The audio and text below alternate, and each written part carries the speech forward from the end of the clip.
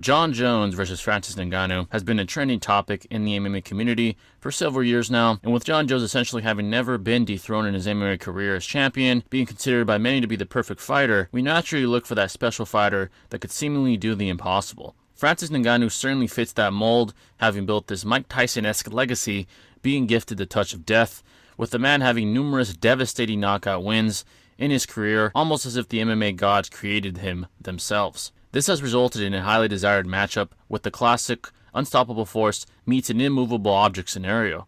So who would win? Jon Jones or Francis Ngannou? Would Jon Jones simply just fall victim to Francis Ngannou's ungodly power like most? Or would Francis Ngannou be bested by one of the greatest MMA athletes the world has ever seen? Well, in today's video, we'll be taking a closer look at who would win and why by looking at each man's careers, feats, fighting styles, and physical attributes. Now before we begin, if you could hit the like button and the subscribe button if you're new, it would be greatly appreciated, as that greatly helps the growth of the channel. So let's first take a look at Francis Ngannou. Firstly, he has a professional MMA record of 17-3, with 12 wins coming by knockout, 4 by submission, and 1 by decision. At the advanced age of 26, as in a late age to start learning martial arts, Ngannou would begin his MMA career by competing in the French promotion 100% Fight, with him creating enough buzz to get signed by the UFC, making his debut in December of 2015.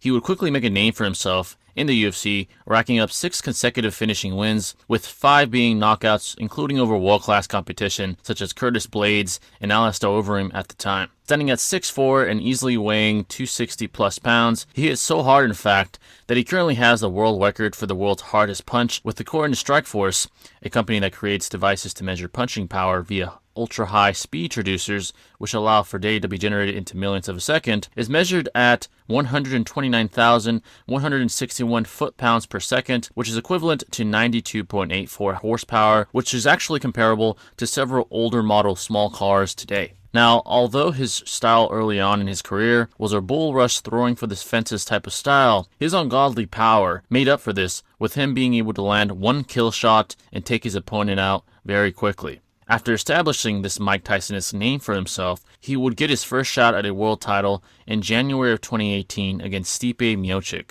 However, his lack of fundamentals, specifically in the wrestling department, allowed Stipe to outbox him and also take him down several times. Ngannou would then go on to have the worst fight of his career against Derek Lewis, where he would lose due to just simply being extremely gun-shy, almost as if the Miocic loss affected him mentally. Fortunately enough though, Ngannou would rebound from this slump by racking up 5 TKO/KO wins in a row, including against Stipe Miocic in March of 2021, where he would avenge his loss and earn the heavyweight championship of the world in the UFC.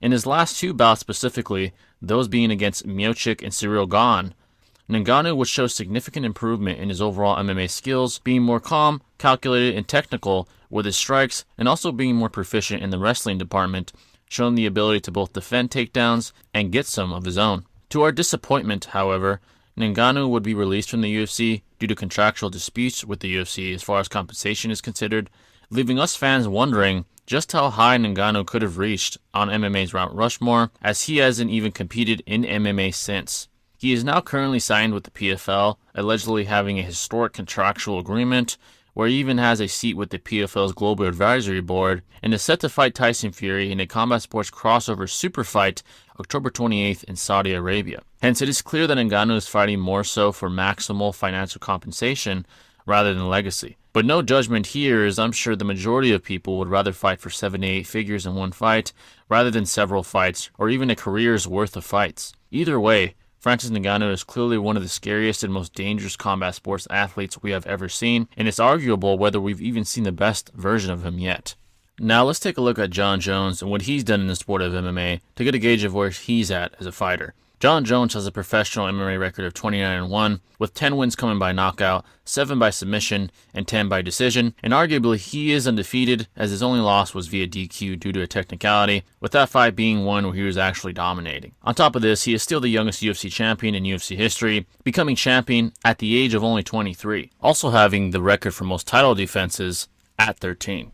Jon Jones is one of the most well-rounded MMA fighters of all time, being able to out-wrestle elite competition such as Olympic wrestler Daniel Cormier, and being able to weather the storm against all-time great strikers such as karate legend Lyoto Machida and light heavyweight legend Alexander Gustafsson. He also, like Ngannou, is very physically gifted, standing at 6'4" with an 84.5-inch reach, being the longest in the UFC currently. And to really put that into perspective, that reach is equivalent to the reach of former 7-foot UFC fighter Stefan Struve. In his 20s, he would systematically clean out the light heavyweight division, slaying legend after legend, from Rashad Evans to Rampage Jackson. What makes Jones more of a fighter to behold is the fact that he would be a habitual partygoer and most likely habitual recreational drug user during his decade reign of dominance. He's even stated that for a time, he would get blocked out intoxicated every week before a fight just to have an excuse in case he ever did lose. Jones has certainly been his own worst enemy, however, being arrested multiple times throughout his career, committing several crimes from a hit-and-run incident to most recently domestic violence. Hence, in a way, fans wonder about him as well, and wonder just how great could have Jones been if he were a class act and not such a screw-up early on in his career. In February of 2020, Jon Jones would show his humanity in his bout against Dominic Reyes. Many believe that Jon Jones lost this fight despite the narrow victory he was handed, having trouble being able to weather the storm against Dominic Reyes' constant pressure and volume, being caught clean several times, especially in the early rounds. So despite winning the championship rounds convincingly, many wondered just how much longer Jon Jones could have been champ and whether Father Time was catching up to him.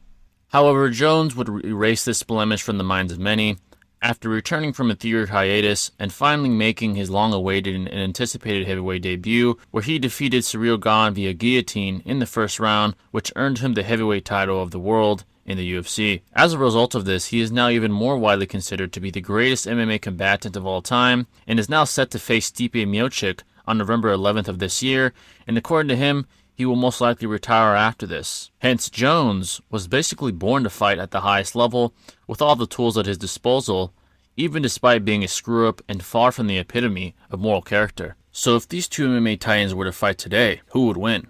Well, the best way to answer this question is to look at the most recent versions of the two and go from there.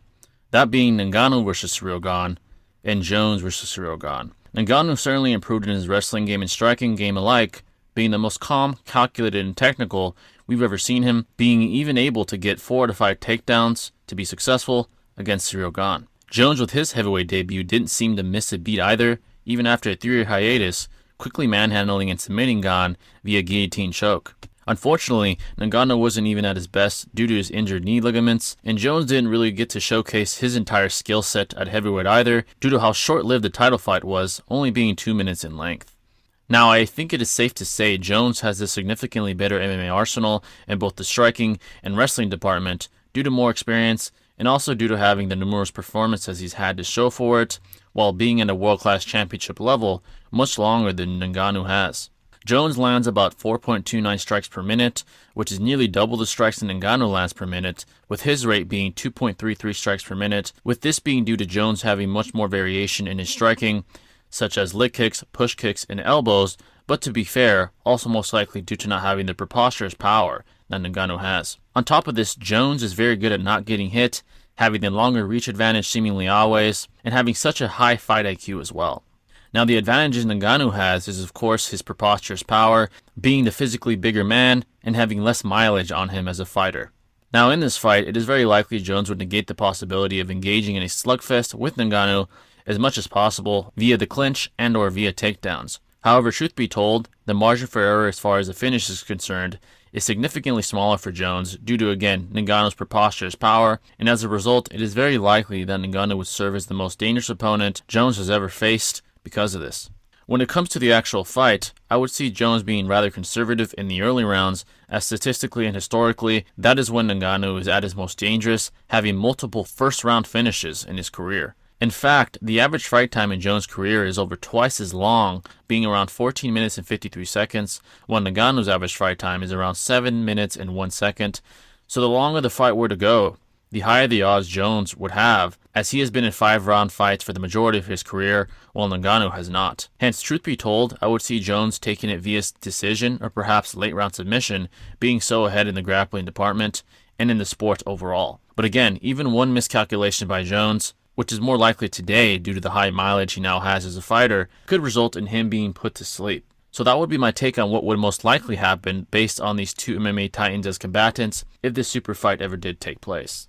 Now, before ending the video, due to being such a big fan of these two and such a big fan of the sport of mixed martial arts, I decided to do a bonus section where I would quickly discuss the build-up to this fight and what the success of it would most likely be. Clearly, two legacies would be put in the line, with both fighters being held in such high regard by the MMA community. Their names alone would generate quite a bit of buzz, easily resulting in pay-per-view buys surpassing 1 million at the very least. It would honestly be thrilling and exciting for the fight fans everywhere if a super fight like this were to take place. The UFC would certainly go out of its way to heavily invest in promotion for the event like it did for other huge pay-per-view events such as McGregor vs. Aldo and Usman vs. Covington. The press conferences would also be intriguing as both men clearly speak their minds, both being alpha males per se, meaning both would certainly attempt to win the battle of mental warfare before the fight even begins, which of course would also be very entertaining for us fight fans.